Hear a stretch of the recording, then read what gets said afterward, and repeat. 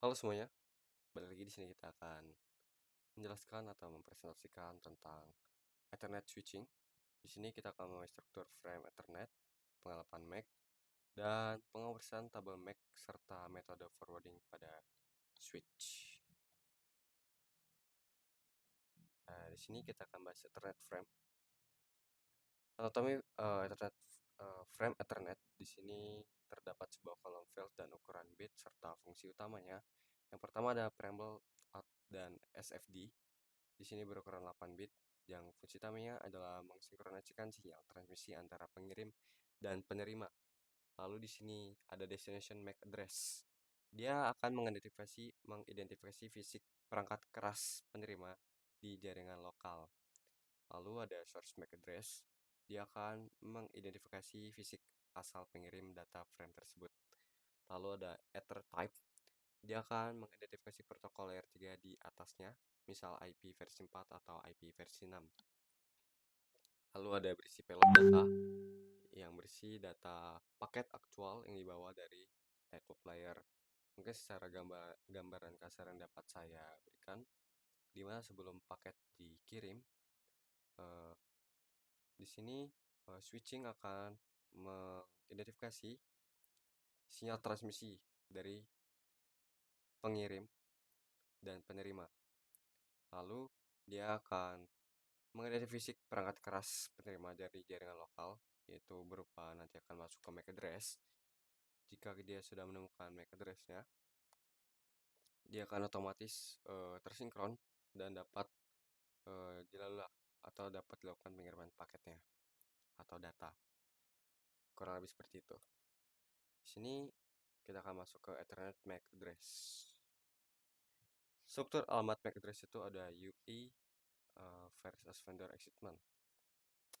Setiap network interface card atau NIC memiliki MAC address unik yang dibagi menjadi dua bagian sama besar, berupa 24 bit pertama OUI, itu Organization Only Unique Identifier, kode vendor pembuatan yang diberikan resmi oleh IEEE. Lalu 24 bit terakhir itu identifikasi unik hardware yang ditandai oleh vendor tersebut secara spesifik. Kurang lebih seperti itu. Lalu ada tipe pengiriman MAC address. Yang pertama itu ada MAC unicast atau one to one, yang biasanya kita sebut satu ke satu destination. Ini pengiriman frame dituju ke satu alamat fisik tujuan yang spesifik, digunakan untuk komunikasi private antar host. Lalu ada one to many, itu MAC broadcast, di mana frame dikirim ke seluruh host dalam domain yang sama. Alamat fisik tujuannya selalu diset ke FFFFFFF. Lalu ada MAC multicast ke satu grup. Ditujukan untuk grup perangkat tertentu, misalkan router update, lalu memiliki prefix biner khusus yang dimulai dengan 01005E. Di sini ada MAC address table.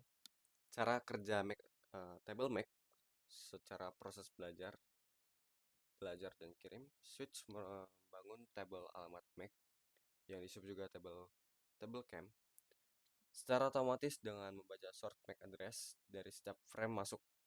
Jika alamat tujuan tidak ada di table, switch akan langsung flooding broadcast ke semua port kecuali port asal.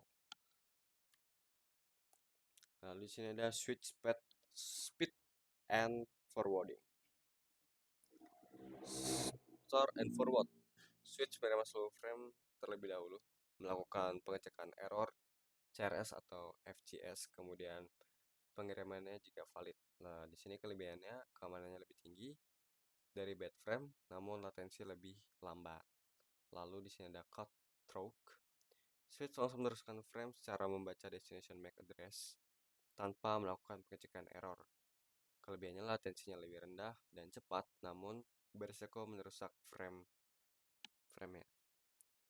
Di sini ada penyimpanan buffering, port database, dan shared memory.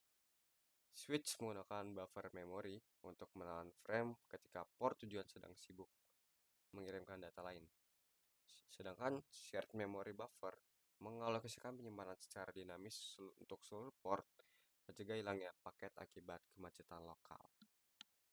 Baik, mungkin kurang lebih seperti ini yang dapat saya jelaskan mengenai materi kita kali ini. Untuk kurangnya saya maaf dan sampai jumpa.